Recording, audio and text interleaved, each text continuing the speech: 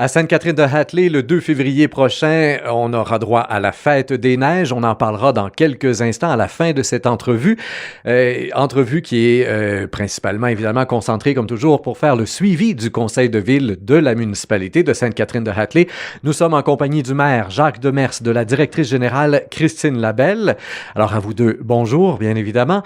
On va ouvrir avec un des premiers points qu'on retrouve sur l'ordre du jour de la réunion du 7 janvier dernier. Règlement 2018-507, traitement des élus. Ça fait référence au salaire des élus et on sait qu'il y a eu une décision importante là, qui a été prise, annoncée dans le dernier budget. On en a abondamment parlé. La question que je voulais vous poser ce matin, c'est est-ce que certains citoyens ont pris le téléphone, ont posé des questions? Est-ce que ça a soulevé quelque chose ou si ça passe comme dans du beurre? Ben, je pense que c'est une augmentation juste logique de ce côté-là. Les conseillers, avec ce qu'ils font, on s'est comparé à d'autres municipalités, on arrive à un taux, puis même présentement, c'est tous ceux à qui on s'est comparé, on s'aperçoit qu'eux sont en train de faire la démarche, fait qu'ils montent. On se retrouve encore en bas de ce qui existe au niveau du marché, mais non, aucun citoyen, aucun téléphone de ce côté-là. Je pense qu'on est facilement capable d'expliquer ce dossier-là. Puis si ça peut inciter des gens à venir se présenter pour des mandats au niveau du conseil en 2021, les postes sont ouverts, puis c'est important. On a besoin de ces gens-là qui s'impliquent. Puis étant donné qu'on leur demande beaucoup de temps, ben il faut un peu les rémunérer de ce côté-là. On continue. Il y a eu aussi le dépôt des états financiers 2018. Alors, je me tourne vers vous, Madame Labelle, directrice générale. Et on dépose le bilan. Est-ce qu'il est déjà officiel ou ce sera adopté un peu plus tard dans l'année, me semble-t-il, hein, là? En fait, ce qu'on a déposé, c'est tout simplement le bilan mensuel qu'on imprime à chaque mois pour les membres du conseil. La différence, c'est qu'on a fait le bilan pour l'année 2018. Ce ne sont pas des chiffres officiels pour l'instant. Donc, habituellement, on attend la vérification comptable et à ce moment-là, on publie les données officielles. C'est autour du mois d'avril, hein? Oui. Et donc, pour l'instant, dans ce qui a été déposé quand même, il n'y a pas de surprise puisqu'on l'a suivi à tous les mois. Le bilan là, est positif pour l'année 2018? Oui, on anticipe un surplus, évidemment, qu'on a estimé lors des prévisions budgétaires 2019. Je pourrais pas vous dire exactement le montant. On a encore des transactions à finaliser, mais ça tourne autour de 450, plus ou moins 50, je dirais, là, si j'ai un pari à faire. On va faire un tour du côté de la voirie. PAV, volet AIRRL. Alors, nouvelle acronyme qui n'est pas prononçable pas en tout, mais nouveau programme. Donc, on avait d'ailleurs abordé ça aussi, le sujet, là, fin 2018. C'est le chemin North-Hatley qui, enfin, en tout cas, on l'espère, va pouvoir recevoir sa subvention à partir d'un nouveau programme, là. Nous l'espérons, en effet. J'ai fait beaucoup de démarches depuis, je dirais, 2 semaines, 10 jours avec les fonctionnaires du ministère des Transports.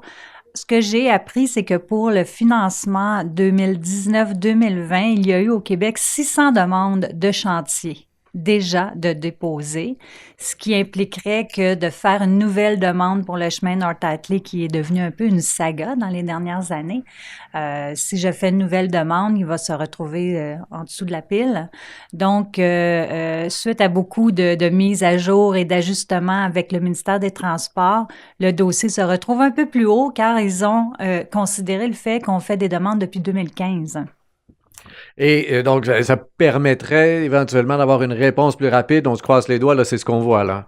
Absolument, parce que c'est vraiment plus que dû, ce chemin-là. Ça fait 3 ans qu'il, minimalement, devrait être fait. On n'a pas une subvention, on répète la même chose. Il faut faire comprendre aux citoyens que, pour le moment qu'on parle d'une subvention qui pourrait atteindre tout près de 400 000 $, c'est beaucoup dans notre taxation sur un petit budget comme le nôtre. Si on n'a pas celui-là, d'utiliser l'argent général pour le faire, c'est la seule raison pourquoi on attend.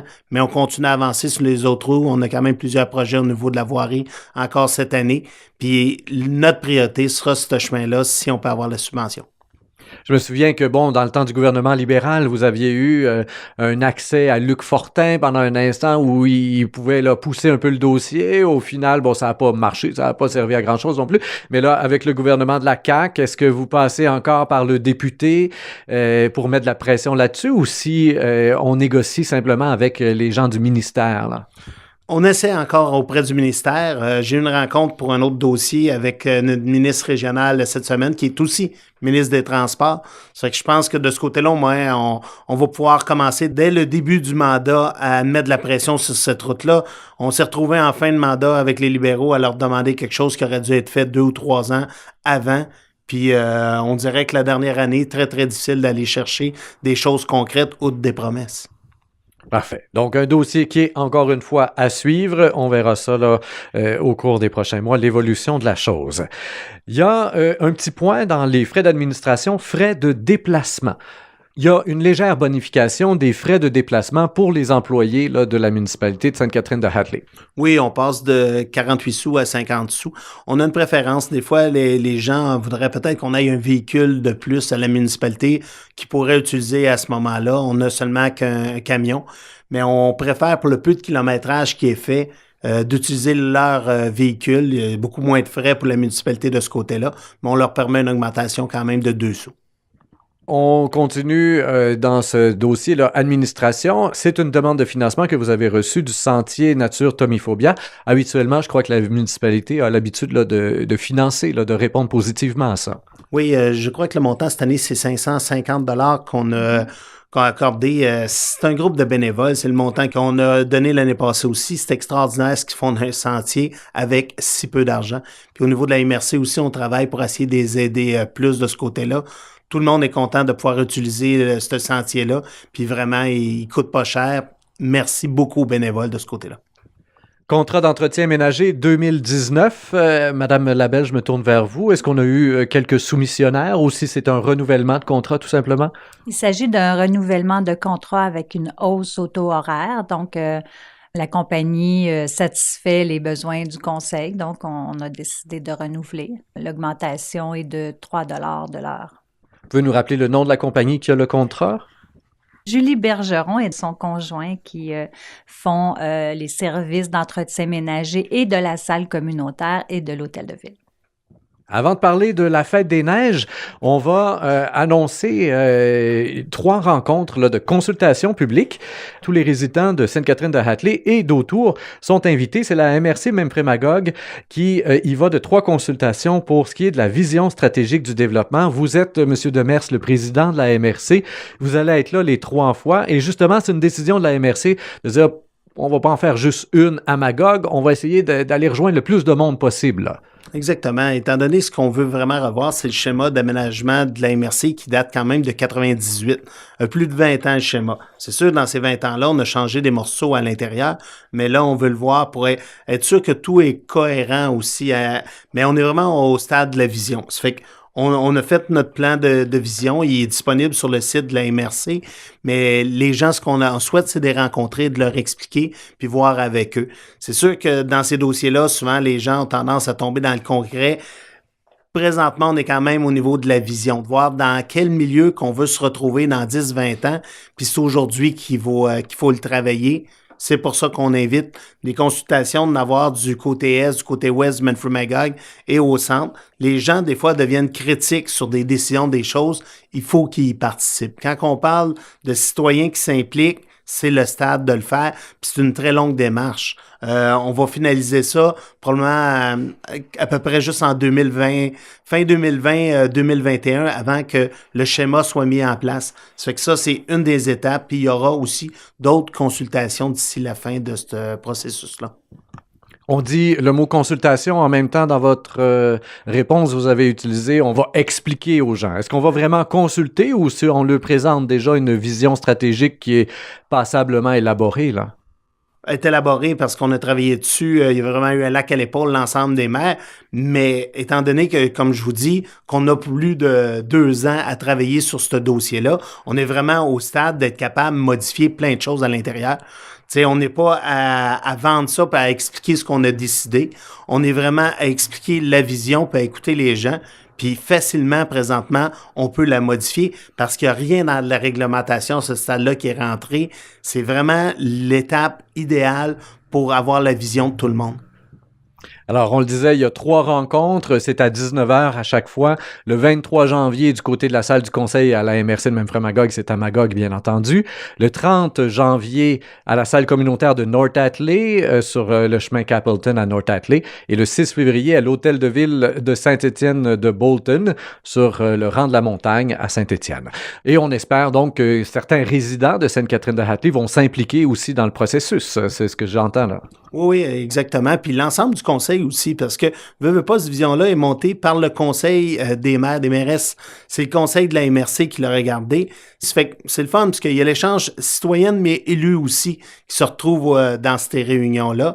Puis c'est la chance pour les élus aussi d'entendre leurs citoyens, les gens qui les représentent, ben voyons leur opinion. Puis c'est vraiment des soirées intéressantes où on peut se permettre à ce stade-là de vraiment aller loin. Puis il n'y a personne qui a à être sur la défensive parce qu'on n'a pas mis quelque chose en place. Puis là, on explique pourquoi. On veut mettre quelque chose en place, on veut les écouter, savoir si on va à la bonne place. Madame Labelle, je reviens vers vous. On change de sujet. C'est donc la fête des neiges le 2 février prochain. On fait un petit survol rapide de ce qui est au programme. La plupart des résidents ont déjà reçu le dépliant là, dans leur boîte aux lettres, mais ça vaut la peine quand même de rappeler que ça commence assez tôt le matin, là. C'est très bientôt et ça commence en force avec une initiation à la pêche à la glace. Donc, ceux qui n'ont jamais fait cette activité-là sont bienvenus. Et ceux qui sont expérimentés aussi, bien sûr. Puis à partir de 10 heures, il y aura plusieurs jeux pour les enfants, dont un euro-bungee professionnel, des jeux gonflables, des essais de fat bike aussi. Ça peut intéresser différentes strates d'âge et une remise des prix à 16 heures. Et je crois que je dois mentionner qu'il y aura le retour des patates frites à la drill qui avait connu un grand succès à la fête nationale au Parc Foran. Oui, M. Demers. Peut-être aussi souligner que ça a lieu cette année au domaine Dominique Savio, là, sur le bord des rives du lac Magog. Donc, dès 8 heures le matin, l'initiation à la pêche blanche, comme on disait tantôt. Et tout ça va se poursuivre, les activités se poursuivent jusqu'à 16 heures. Tout le monde est convié. C'est gratuit, tout ça? Oui, tout à fait, sauf évidemment la nourriture qui sera disponible sur le lieu et les boissons chaudes. Alors, on convie tout le monde. Puis, je voudrais souligner aussi la collaboration des bénévoles qui est excellente.